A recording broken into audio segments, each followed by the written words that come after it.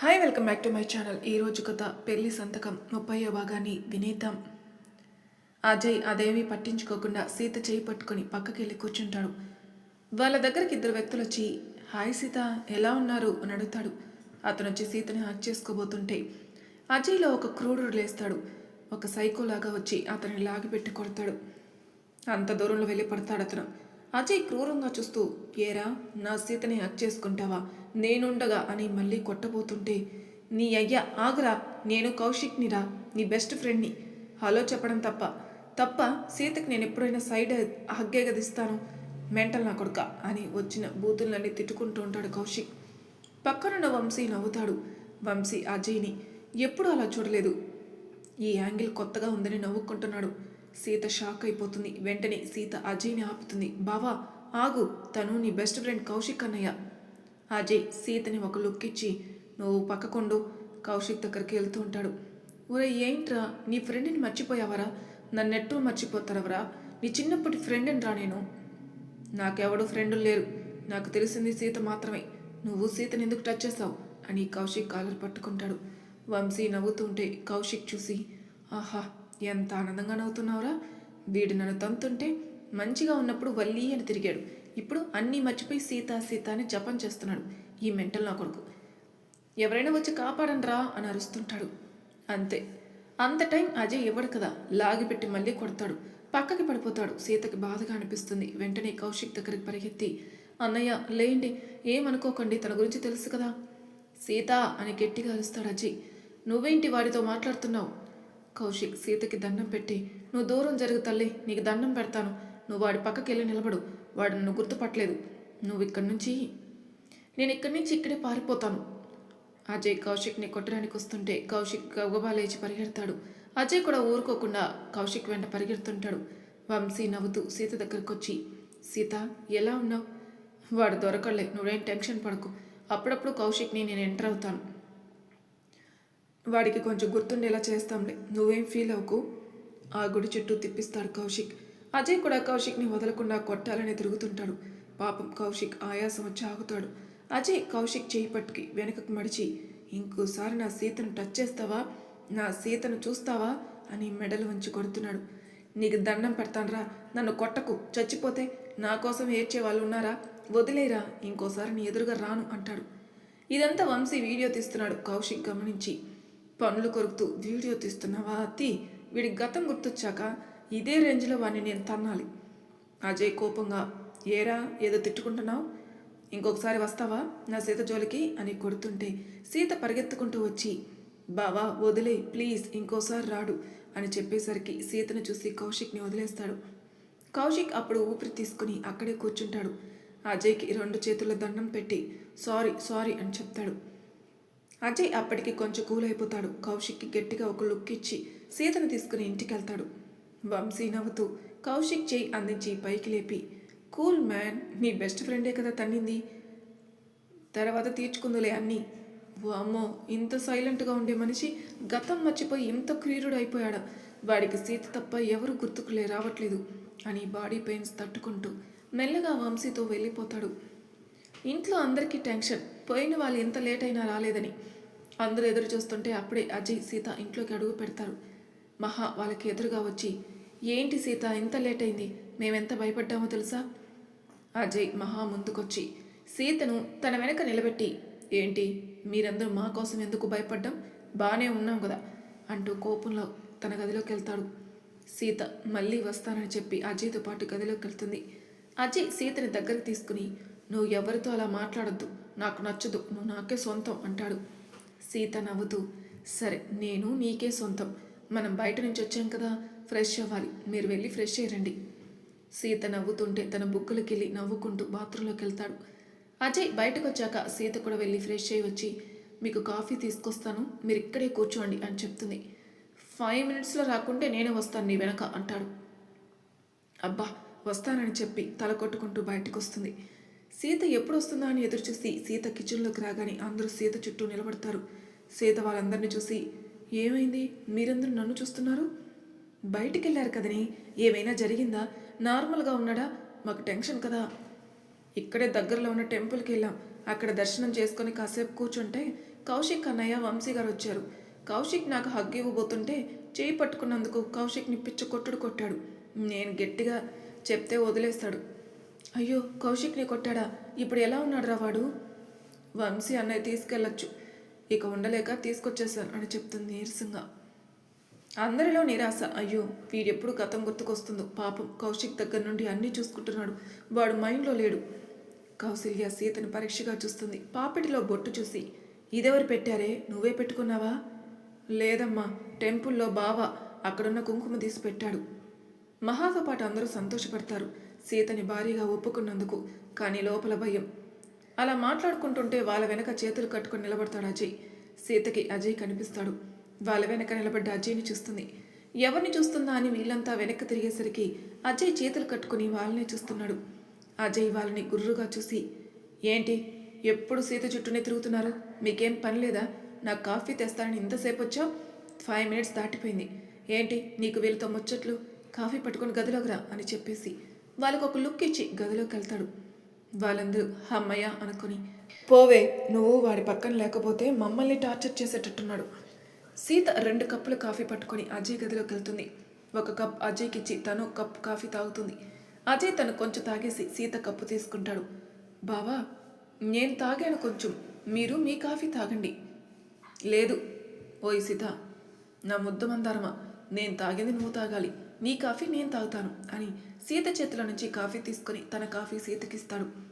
Sita memorable sweet memory, life long గుర్తుపెట్టుకునే విధంగా అజయ్ తనకి ఇస్తున్నాడని హ్యాపీగా కాఫీ తాగిస్తుంది. అప్పటికే అలసిపోవడం వల్ల కాఫీ తాగి అలాగే పడుకుంటాడు సీత ఒడిలో. సీత మెల్లగా అజయ్ పడుకోవడం చూసి తనకి పిల్లో పెట్టి తనని పక్కన పడుకోబెడుతుంది. అయినా అజయ్ సీత చేయిని వదలడు. సీత మెల్లగా అజయ్ చేయిని విడిపించుకుని బయటికి వస్తుంది. వెళ్ళి వాళ్ళ నాన్న పక్కన కూర్చుంటుంది సీత. రమేష్ సీత వచ్చేసరికి ఆప్యాయంగా దగ్గరకు తీసుకుని, సీత ఎలా ఉన్నావురా? బావ నిన్ను ఒప్పేసుకున్నాడు, భారీగా నువ్వు అతనితో హ్యాపీగా ఉంటావు. గతం గుర్తొచ్చినా పర్వాలేదు, ఇవన్నీ అయినా గుర్తుంటాయి. నీ లైఫ్కి ఇప్పటి నుంచి డోకా లేదు అని చెప్తాడు. నువ్వు ఎవరికి భయపడద్దు. సీత నవ్వుతూ సరేనన్నా అంటుంది. అనన్య సీత పక్కన కూర్చుని, ఆఫీస్లో నీకు 2 months లీవ్ అప్లై చేశాను, కౌశిక్ కూడా అన్నయ్యకి అలానే అప్లై చేశాడు. థ్యాంక్ యూ అనన్య అని అనన్యని యాక్ట్ చేస్తుంది. కొత్తగా థ్యాంక్స్ చెప్తున్నావేంటి? నన్ను దూరం పెట్టాలనుకుంటున్నావా అంది. రమేష్ నవ్వుతూ, నా బుజ్జి అనన్యని దూరం పెడుతుందా మా సీత? అలా కాదు, మీరిద్దరూ నా 2 కళ్ళు, మీరిద్దరూ ఎప్పుడు హ్యాపీగా ఉండాలి. అనన్యని దగ్గరికి తీసుకుంటాడు. అనన్య హ్యాపీగా వాళ్ళ మామయ్యకి హగ్గిచ్చి, మీరు దేని గురించి బాధపడకండి మామయ్య, అన్నయ్య మామూలైపోతాడు, సీత అన్నయ్య హ్యాపీగా ఉంటారు, మీరు చూస్తారుగా. రమేష్ కళ్ళనీళ్ళు పెట్టుకుని, అందుకే ఎదురు చూస్తున్నాను, కనీసం దీని జీవితమైనా సెటిల్ అయితే బాగుండు. మనోహర్ అక్కడికొచ్చి, ఏంటి రమేష్ అలా బాధపడద్దు, మనం ధైర్యంగా ఉంటానే, మన పిల్లలు బాగుంటారు, చూద్దాం ఎన్ని రోజులు అవుతుందో. అజయ్ కోలుకున్నాక అప్పుడు ఆలోచిద్దాం, అప్పటి వరకు ఏది ఆలోచించుకు. అప్పుడే సీత ఫోన్కి ఒక మెసేజ్ వస్తుంది. ఆ మెసేజ్ ఏంటా అని ఓపెన్ చేస్తుంది. అది ఒక వీడియో. ఆ వీడియో ఓపెన్ చేసి చూస్తుంటే అనన్య కూడా వీడియో ఏంటబ్బా అని వస్తుంది. అక్కడ కౌశిక్ని అజయ్ కొట్టడం అది చూస్తూ అందరూ నోరెళ్ళబెడతారు. ఇంతలో కొట్టాడా కౌశిక్ని అని. సీత ఆ వీడియోని వాళ్ళ నాన్నకి వాళ్ళ మామయ్యకి చూపిస్తుంది. వాళ్ళిద్దరూ కూడా ఆ వీడియో చూసి బాధపడతారు. పాపం కౌశిక్కి ఇన్ని దెబ్బలు తగిలాయని. మహా కౌశల్య కూడా వీడియో చూస్తారు. కౌశిక్ని కొట్టాడని తెలుసుకుని బాధపడతారు. నేను కౌశిక్ని వెళ్ళి కలిసి వస్తానంటుంది మహా. పాపమే, ఎలా ఉన్నాడో ఏమో, ఒక్కడే ఉంటున్నాడు కదా. లేదు మహా, నేను ఫోన్ చేశాను, కౌశిక్ వాళ్ళ అమ్మ దగ్గరికి వెళ్ళాడు, 2 రోజుల తర్వాత వస్తానన్నాడు. మనవాడు కొట్టిన దెబ్బలకి పాపం లేవలేకపోతున్నాడు. మరీ ఇలా తయారయ్యాడేంటండి వీడు? అసలు వాడిని ఎప్పుడు ఇలా చూడలేదు. వాళ్ళు అలా మాట్లాడుతుంటే వాళ్ళ ఇంట్లోకి ఒకరు ఎంట్రీ ఇస్తారు. ఎవరు అన్నది ఒకరికి మాత్రమే తెలుసు, మిగతా వాళ్ళకి తెలియదు. మహా గుర్తుపడుతుంది ఆ అమ్మాయిని. తను స్మిత కదా, ఒకసారి మన ఇంటికి వచ్చింది. స్మిత అందరి దగ్గరకు వచ్చి నమస్తే పెడుతుంది. నేను స్మితని, అజయ్ క్లాస్మేట్ అని చెప్తుంది. మహా గుర్తుపట్టానమ్మా. ఏంటి ఇన్ని రోజులు ఎక్కడికి వెళ్ళావు, అస్సలు రాలేదు? నేను యూఎస్కి వెళ్ళాను, ఈ మధ్య తెలిసింది అజయ్కి ఇలా జరిగిందని, అందుకే వచ్చాను. అజయ్ ఎలా ఉన్నాడు? అందరిలో బాధ కనపడుతుంది స్మితకి. మహా నార్మల్ అయి, ఏం చెప్పాలమ్మా, వాడు గతం మర్చిపోయాడు, గుర్తొచ్చే వరకు వెయిట్ చేయాలి అంటుంది. స్మిత సీతని గుర్తుపడుతుంది. తన దగ్గరకు వచ్చి, మీరే కదా సీత అంటుంది. అవును అని సీత హాయ్ అని చెప్తుంది. మీ పేరు విన్నాను, మిమ్మల్ని ఎప్పుడూ చూడలేదు అంటుంది. స్మిత నవ్వి చాలా అందంగా ఉన్నావు, నువ్వు అజయ్కి కరెక్ట్ పర్సన్వి అంది. అందరూ అవునమ్మా, అజయ్ సీత రాసిపెట్టి ఉన్నాడు, వాళ్ళిద్దరి జోడి చాలా బాగుంటుంది అంటుంది మహా. సీత కిచెన్లోకి వెళ్ళి స్మిత కోసం కాఫీ కలుపుతుంది. అనన్య సీత దగ్గరకు వచ్చి స్మిత అంటే తననేనా, చాలా బాగుంది కదా, ఈమె కదా అన్న ఇష్టపడింది, మరి వల్లితో ఎందుకు అలా ఉంది? మనకు తెలిసింది అంతే, కానీ తను మంచిగా మారింది కదా, ఆయన అంతా మా అక్క తప్పే, ఎవరైనా ఏదైనా చూపిస్తే అలా వెళ్తారా, మనం ఇక ఆ టాపిక్ మాట్లాడొద్దనన్య అని కాఫీ కలిపి స్మిత దగ్గరికి వెళ్ళిస్తుంది. స్మిత సీతను చూస్తూనే కాఫీ తాగుతుంది. వాళ్ళందరూ మాట్లాడుకుంటూ ఉంటే అజయ్కి మెలకువచ్చి లేస్తాడు. సీత లేదు, సీత ఎక్కడికి వెళ్ళిందని చికాకు పడుతూ గది నుంచి బయటకు వస్తాడు. అక్కడ అందరూ కూర్చొని ఉండడం చూసి ఎవరిని పట్టించుకోకుండా సీత ఎక్కడుంటే అక్కడ పోయి నిలబడి సీత చేయి పట్టుకుని ఏంటి నన్ను ఒక్కడనే గదిలో వదిలేసావు, ఇక్కడికి వచ్చి వీళ్ళతో మాటలేంటి నీకు? అందరికీ అలవాటైపోతుంది, కానీ కొత్తగా వచ్చిన స్మితకి అజయ్ని ఈ కొత్తగా చూస్తుంది. అసలు ఎప్పుడు అలా మాట్లాడు, అజయ్ని అలాగే చూస్తుంది. వీళ్ళతో నీకేం మాటలు అవసరమని సీత చేయి పట్టుకుని తీసుకెళ్తుంటే సీత అజయ్ని ఆపి బావా ఆగండి, మీకు ఒకరిని పరిచయం చేస్తాను అంటుంది. అజయ్ ఒక లుక్ ఇచ్చి నాకు ఎవరిని పరిచయం చేయడం ఏంటి, మనకి ఎవరితోటి అవసరం లేదు, మనిద్దరమే, నాకెవరూ నచ్చరు. ఆగండి బావా, నాకు ఫ్రెండ్స్ ఉంటారు కదా అని స్మితకి ఎదురుగా అజయ్ని తీసుకొచ్చి తను నా ఫ్రెండ్ స్మిత అని పరిచయం చేస్తుంది. నీ ఫ్రెండా, ఓకే హాయ్ అంటాడు అజయ్. స్మిత కూడా హాయ్ అంటుంది, కానీ మనసులో బాధ, ఎంత డిగ్నిటీగా ఉండే మనిషి ఏమీ తెలియకుండా ఎలా ఉంటున్నాడని. సరే మీ ఫ్రెండ్ పరిచయం చేసావు కదా, ఇక్కడి నుంచి మీ ఫ్రెండ్ని వెళ్ళిపోమని చెప్పు. సీత అజయ్ని కోపంగా చూస్తుంది. అలా చూడకు, నాకు ఆకలిస్తుంది, అన్నం తీసుకొనిరా అని అజయ్ గదిలోకి వెళ్తాడు. స్మిత బాధతో డోంట్ వర్రీ సీత, అజయ్ తొందరలో కోలుకుంటాడు, నీ ప్రేమతో గతమంతా గుర్తుకొస్తుంది, నువ్వు దేనికి భయపడద్దు అందరికీ చెప్పేసి సీతకి హగ్గిచ్చి వెళ్ళిపోతుంది స్మిత. అందరికీ అలవాటైపోయింది. మహా కిచెన్లోకి వెళ్ళి ఇద్దరికీ సరిపడా అన్నం పెట్టి కర్రీస్ అన్నీ సీతకిచ్చి మీరు గదిలో తినండి అంటుంది. సీత అన్నీ తీసుకెళ్లి ప్లేట్లో పెట్టి కలిపి ప్రేమగా ఒక్కొక్క ముద్ద పెడుతుంది అజయ్కి. అజయ్ కూడా హ్యాపీగా తింటూ తను కూడా సీతకి తినిపిస్తాడు. అజయ్ మనసులో ఏ బాధ లేదు, ఒక్క సీత తప్ప. అలా తినేసి పడుకుంటారు. అజయ్ మాత్రం తనని హగ్ చేసుకుని పడుకోవాల్సింది, అస్సలు కదలనివ్వడు. అలా గడుస్తుంటాయి రోజులు. అనన్య ఆఫీస్కి వెళ్ళొస్తుంది. కౌశిక్ కూడా కోలుకొని ఆఫీస్కి వెళ్తున్నాడు.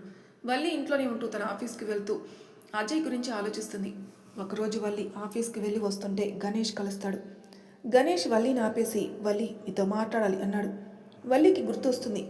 గణేష్ని అజిత్ పరిచయం చేశాడు. ఏంటి చెప్పండి, ఏం పని అని అడుగుతుంది చిరాగ్గా. గణేష్ వల్లి ఎదురుగా నిలబడి చేతిలో రెడ్ రోజ్ పట్టుకుని వల్లి చేతికిచ్చి ఐ లవ్ యూ వల్లి, నువ్వంటే నాకు పిచ్చి పిచ్చిగా ఇష్టం, ప్లీజ్ మనిద్దరం పెళ్లి చేసుకుందామా?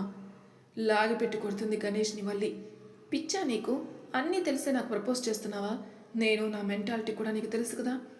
తెలుసు వల్లి, నువ్వు అజిత్తో రిలేషన్లో ఉన్నావని తెలుసు, మీ బావని ప్రేమించి బయటకు వచ్చావని తెలుసు, మళ్ళీ మీ బావని పెళ్లి చేసుకోవాలనుకుంటున్నావని కూడా తెలుసు. అన్నీ తెలిసి ఎవరైనా ప్రపోజ్ చేస్తాడా నాకు? ఏమో, నువ్వు నాకు బాగా నచ్చావు, అందుకే ప్రపోజ్ చేశాను. వాళ్ళు ఎవ్వరికీ నీలో ప్రేమ అర్థం కాలేదు, నా ప్రేమ ఏంటో చూపిస్తాను. అసలు నీకు ప్రేమ వాల్యూ తెలియదు, నువ్వు ఏదో అట్రాక్షన్లోకి వెళ్తున్నావు. చాలు, బ్రతకడానికి ప్రేమ ఇంపార్టెంట్ కాదు, డబ్బు కూడా ఉండాలి కదా. ఉండాలి, డబ్బు మనకుండే అంతలోనే ఉండాలి, ప్రేమ ఎప్పుడూ ఉండాలి. అత్యాశకు పోతే లైఫ్ అనేది లేకుండా పోతుంది. వల్లి ఇప్పటికైనా మారు, నీకోసం నేనున్నాను. నువ్వేం చేసినా సరే, నీ బెస్ట్ ఫ్రెండ్ అజిత్, అతనితో నేను రిలేషన్లో ఉన్నాను, నన్ను ఎలా లవ్ చేస్తావు? వాడు అమ్మాయిలు పిచ్చోడు, నిన్ను ఏదో వాడుకొని వదిలేస్తాడంతే. కానీ నేను ఫస్ట్ నుంచి లవ్ చేస్తాను. ఎప్పుడైతే ఆ రోజు ఫామ్ హౌస్లో నిన్ను పరిచయం చేస్తాడో అప్పుడే నచ్చావు నాకు. నాకు ఇలాంటి పట్టింపులు ఏమీ లేవు. నువ్వు నచ్చావు, నువ్వు మారుతావని నేను అనుకుంటున్నాను. నేనెందుకు మారుతాను? నేను అజయ్నే చేసుకుంటాను. అజయ్ చాలా ఇష్టపడ్డాడు నన్ను, తనంత బాగా నన్ను ఎవరు చూసుకోరు. నేను అజిత్కి లొంగి అనవసరంగా పెళ్లి చెడగొట్టుకున్నాను. ఇప్పుడు అజయ్ని వదిలే ప్రసక్తే లేదు అంటుంది. అజయ్ నీకు అందనంత దూరంలో ఉన్నాడు వల్లి, సీత ప్రేమకు దగ్గర అవుతున్నాడు. సీతని అతని లైఫ్లో ఉంటుంది. నువ్వు అనుకున్నంత ఈజీగా అజయ్ నిన్ను పెళ్లి చేసుకోడు. చూద్దాం mister Ganesh, wait and see. కొంచెం గతం గుర్తొచ్చిన వెంటనే అజయ్ నా వెంటే పడతాడు. గణేష్ కళ్ళలో నీళ్లు తిరుగుతాయి. వల్లి ఎలాంటిదైనా ఎందుకో తనకు బాగా నచ్చింది. తని మార్చాలని చూస్తున్నాడు. వల్లికి అవేమీ ఎక్కట్లేదు. ఎప్పుడు అజయ్ని ఎలా పెళ్లి చేసుకోవాలని చూస్తుంది, కానీ అజయ్కి వల్లికి మధ్యలో సీత ఉన్నది ఆలోచించడం లేదు. ఆ అజిత్ గాడు సీతని వదిలిపెట్టడు ఎలా అని ఆలోచిస్తున్నాడు గణేష్. దీనికంతా పరిష్కారం అజయ్ మామూలు మనిషి అయితే తప్ప ఈ చిక్కులన్నీ వేయడమనుకుంటాడు. సరే వల్లి, నీ ఇష్టం. నేను నా ఫోన్ నెంబర్ ఇస్తున్నాను, తీసుకో. ఎప్పుడైనా మనసు మారి నేను కావాలి అని వస్తే నీకోసం వెయిట్ చేస్తూ ఉంటాను ఎనీ టైం అని అక్కడి నుంచి వెళ్ళిపోతాడు. వల్లి పొగరుగా ఆ నెంబర్ని అక్కడే వడేసి వెళ్ళిపోతుంది. నెక్స్ట్ డే మార్నింగ్ అనన్య ఆఫీస్కి వెళ్తుంది.